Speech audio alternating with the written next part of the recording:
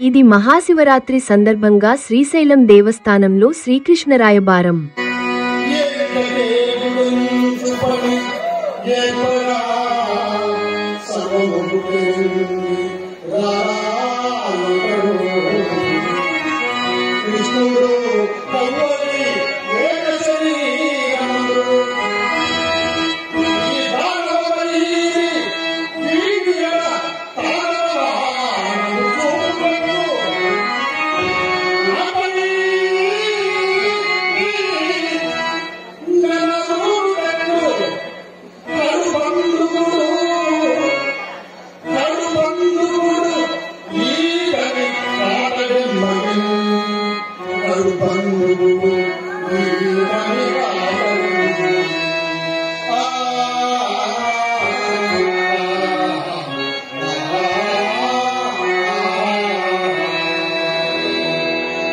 అందులో దుర్యోధనుడిగా నటించిన నాటక ప్రదర్శన అద్భుతం అనిపించి దుర్యోధనుడిగా నటించిన కళాకారుడి గురించి తెలుసుకునే ప్రయత్నం మా అవాజ్ టీవీ న్యూస్ ప్రతినిధి తెలుసుకునే ప్రయత్నం చేశారు.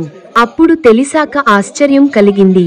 ఎందుకంటే ఆయన పేరు ఆలూరి జయసంపత్, వృత్తి వాణిజ్య పన్నుల శాఖలో డిప్యూటీ అసిస్టెంట్ కమిషనర్. నిజంగా ఆశ్చర్యమే. అంత గొప్ప ఉద్యోగంలో ఉండి కూడా ఇటు నాటకాలు ప్రదర్శిస్తూనే ఉన్నారు. అంతేకాకుండా మరోవైపు సినిమాల్లో కూడా మంచి పాత్రలు చేస్తున్నారు. 2021లో డైరెక్టర్ అభిరామ్ దర్శకత్వంలో కొనిదెల పవన్ తేజ్ హీరోగా పరిచయమై ఈ కథలో పాత్రలు కల్పితం అనే చిత్రంలో పోలీస్ ఆఫీసర్గా వెండితెరకు పరిచయమయ్యారు.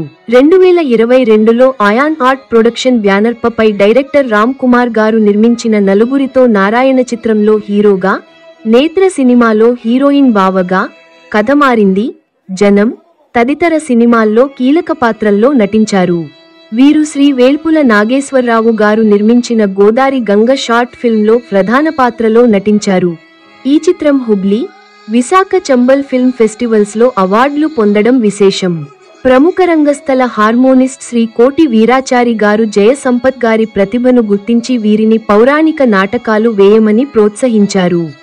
2024 నుండి ఆయన వద్ద శిక్షణ పొంది తనకు ఏమాత్రం పరిచయం లేని పౌరాణిక రంగస్థలంపై అడుగుపెట్టి మయసభ దుర్యోధనుడిగా, సత్యహరిశ్చంద్రుడిగా, హరిశ్చంద్ర శ్రీకృష్ణ రాయబారం చింతామణి నాటకంలో భవానీ శంకరుడిగా అనేక ప్రదర్శనలిచ్చి ఔరా అనిపించుకున్నారు. ఒక్క సంవత్సరంలోనే పౌరాణిక నాటకరంగంలో రాణించడం ఆసామాషీ విషయానికి కాదు. అది జయసంపత్ గారికే సాధ్యమైంది.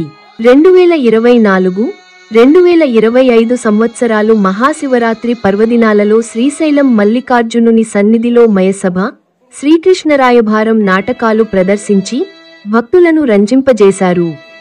ఇంత కృషి చేస్తున్న జయసంపత్ గారికి వెండితెరపై హీరోగా విలన్గా రాణించాలని కోరికట. ఈ అద్భుత నటుడికి మంచి అవకాశాలు రావాలని ఆశిద్దాం. అలాగే అవాజ్ టీవీ న్యూస్ ఛానల్ కూడా కోరుకుంటుంది.